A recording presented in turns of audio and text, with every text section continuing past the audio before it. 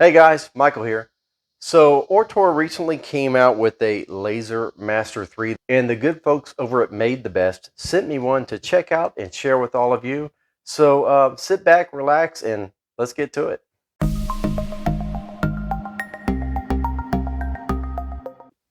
Okay, before I show you this, I at least want to put it together. So let me see if I can get this out of the way. Well, this went together a lot faster than I thought it would. All kidding aside, this took about 30 minutes to put together. I didn't have really any trouble. There was one issue where this one wire kept getting in the way when I was trying to tighten one screw up here in the front. It took a little bit of finagling, but once I kind of tweaked it out of the way, I was able to get it done.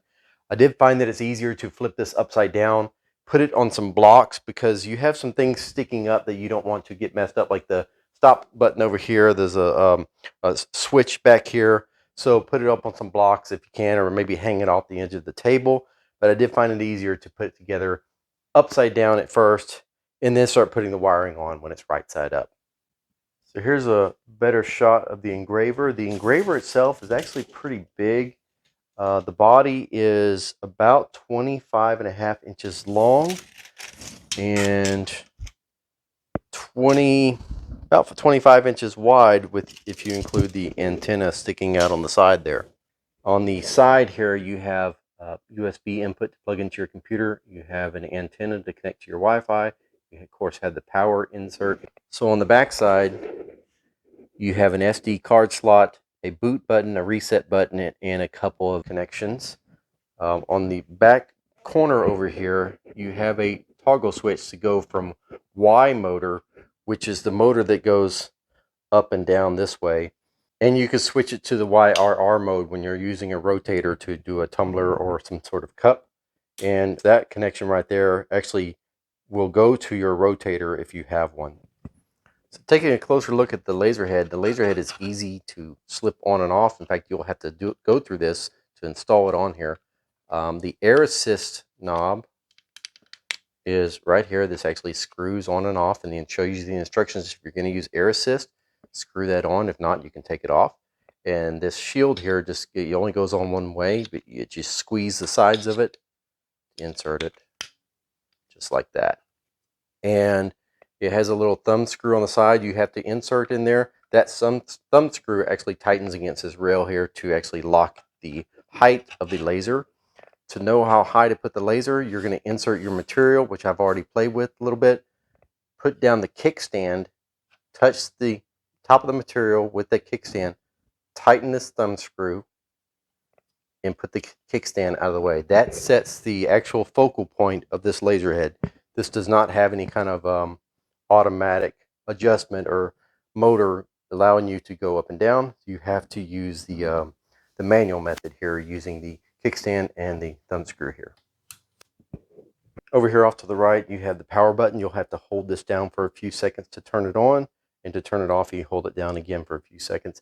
It has a lockout option that comes with a pair of keys. You can put the key in there and put it in the off position. Put the key safely away. That way nobody can turn this on without you being around. And you can leave it, turn it on. You can leave the key in the ignition, so to speak, or just take it out and again put it off somewhere. The emergency stop button is pretty cool. So to engage the emergency stop, all you have to do is press it down, and that stops the machine instantly. To disengage that, you just rotate this to the right. And when you do this, you'll hear a click, and it'll just pop up like that. So push it down, right, and it pops back up. So in addition to the keys, you get a USB cable. You get a pair of safety glasses, because since this laser is exposed, it does have a protective shield. They always recommend you wear your safety glasses just in case you don't get exposed to that laser. You also have to be careful of people walking around.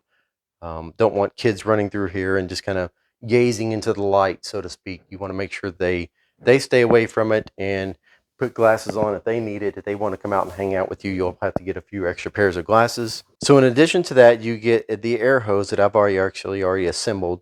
You get zip ties that you see here. I've already used all the zip ties. I wish it came with a few extra zip ties, because I end up having to use white zip ties on various locations. So speaking of the rotator adapter, here's the cable that comes with that you're going to need whenever you actually connect the rotator underneath here for tumblers and stuff. So you also get some sample material to use with your Laser Master 3. you have a piece of acrylic, 4 pieces of, I believe it's bass plywood. You also get a thin piece of aluminum. You get a dust brush to dust away any debris or soot. You get these 2 little guys. At first, I didn't know what these were for. I had an assumption, but I didn't know until I used the included documentation on a little SD card. You get this little toolkit.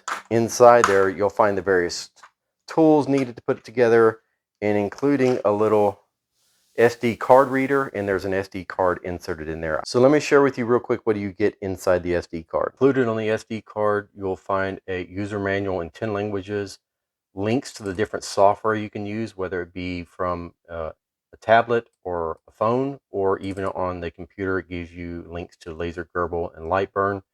It does not give you keys or anything. You have to still purchase Lightburn. Laser Gerbil is free.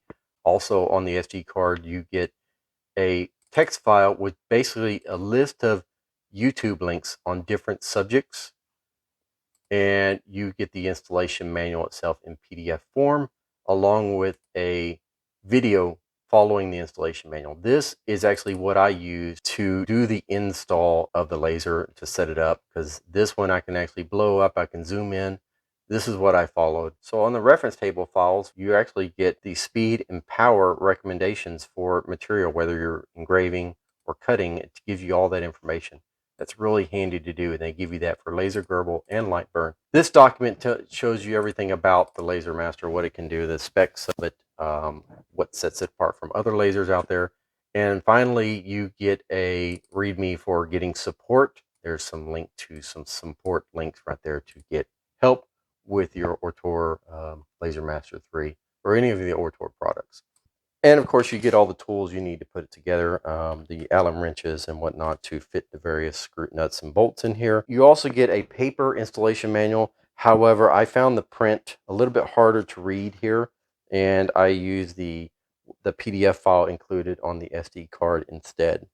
So I know I threw a lot of information at you. Again, the software behind this is kind of universal around the world of lasers. I didn't know that. Starting with my previous laser, it came with its own software.